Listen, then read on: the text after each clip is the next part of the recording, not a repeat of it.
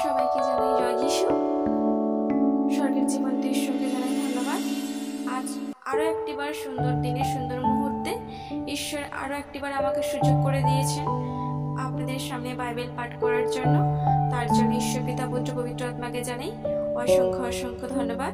আমি বিশ্বাস করি ঈশ্বরের অনুগ্রহ ও ঈশ্বরের আশীর্বাদে আপনারা সবাই খুব ভালো আছেন, সুস্থ আছেন।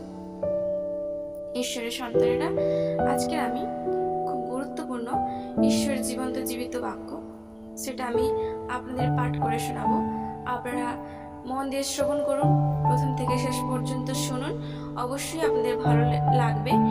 আপনারা আমার পাশে থাকুন এবং অবশ্যই ঈশ্বরের এই বাক্য এবং বাইবেল পাঠ অধ্যয়ন করা আপনাদের যদি ভালো লেগে থাকে অবশ্যই কমেন্ট করবেন, লাইক করবেন এবং শেয়ার করবেন। এবং আপনার কাছেও যদি বাইবেল থেকে থাকে অবশ্যই আমার সঙ্গে আপনারাও বাইবেল পাঠ করুন। বাইবেল পাঠ, ঈশ্বরের বাক্য প্রত্যেক দিন হলেও দুটো পদ করে হলেও বাইবেল পাঠ করাটা একটা অভ্যাস তৈরি করুন। আমাদের জীবনে তো অনেক খারাপ অভ্যাস আছে ঈশ্বরের সন্তানেরা, অনেক খারাপ অভ্যাস, যেগুলো সেই প্রত্যেক দিন না করলে আমাদের হয়তো ভালোই লাগে না।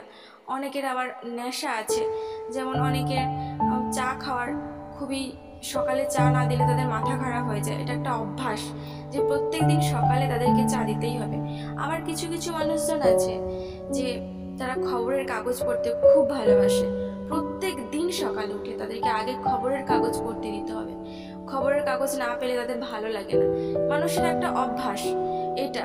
আপনার জীবনেও বাইবেল পাঠটা অভ্যাসের মধ্যে রাখুন। এরকম যাতে অনুভূতি হয় যে একদিন বাইবেল পাঠ না করলে আপনার একটা অস্বস্তি লাগছে, এরকম একটা ফিল যাতে আসে। এরকমভাবে আপনি বাইবেলটাকে ভালোবাসুন। এই না যে বাইবেলটাকে বাড়িতে সুন্দর করে গুছিয়ে রেখে দিলাম তাকে, এরকম করবেন না প্রিয় খ্রিস্টীয় ভাই বোন। বাইবেলের মধ্যে সমস্ত কিছু আছে।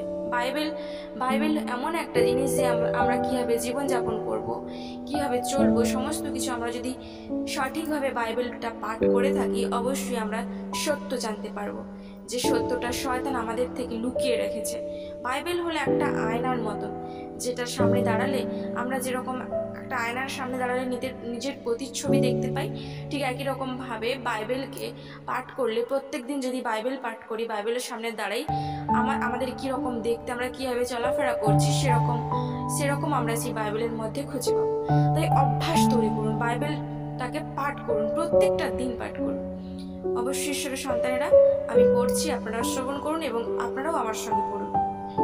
আজকের যে বাইবেল পাঠ করে আমি শোনাবো তা হলো গীত সংহিতা তার 85 অধ্যায়। প্রধান বাদ্যকরের জন্য করহ সন্তানদের সঙ্গীত। হে সদাপ্রভু, তুমি তোমার দেশের প্রতি প্রসন্ন হইয়াছ। তুমি যাকবের বন্দিদশা ফিরাইয়াছ। তুমি আপন প্রজাদের অপরাধ ক্ষমা করিয়াছ। তুমি তাহাদের সমস্ত পাপ আচ্ছাদন করিয়াছ। তুমি তোমার সমস্ত ক্রোধ সম্বরণ করিয়াছ। তুমি আপন কোপের চণ্ডতা হইতে ফিরিয়াছ। হে আমাদের ত্রাণেশ্বর, আমাদিগকে ফিরাও। আমাদের প্রতি তোমার অসন্তোষ নিবৃত্ত করো। আমাদের উপরে কি চিরকাল ক্রুদ্ধ থাকিবে? তুমি কি পুরুষে পুরুষে কোপ রাখিবে? তুমি কি আবার আমাদিগকে সঞ্জীবিত করিবে না, যেন তোমার প্রজাগণ তোমাতে আনন্দ করে? হে সদাপ্রভু, তোমার দয়া আমাদিগকে দেখাও, আর তোমার পরিত্রাণ আমাদিগকে প্রদান করো। ঈশ্বর সদাপ্রভু যাহা বলিবেন আমি তাহা শুনিব, কেননা তিনি আপন প্রজাদের আপন সাধুগণের কাছে শান্তির কথা বলিবেন। কিন্তু তাহারা পুনর্বার মূর্খতায় না ফিরুক। সত্যই তাহার পরিত্রাণ তাহাদেরই নিকটবর্তী, যাহারা তাহাকে ভয় করে, যেন আমাদের দেশে গৌরব বাস করিতে পায়। দয়া ও সত্য পরস্পর মিলিল, ধার্মিকতা ও শান্তি পরস্পর চুম্বন করিল। ভূমি হইতে সত্যের অঙ্কুর উঠে, স্বর্গ হইতে ধার্মিকতা হেট হইয়া দৃষ্টিপাত করিয়াছে। নিশ্চয় সদাপ্রভু মঙ্গল প্রদান করিবেন, আর আমাদের দেশ ফল প্রদান করিবে। ধার্মিকতা তাহার অগ্রে অগ্রে চলিবে, তাহার পদচিহ্নকে মার্গস্বরূপ করিবে। আমেন। ঈশ্বর তার বাক্যে আশীর্বাদ যুক্ত করুক। আমেন। জয় যিশু। হালেলুয়া।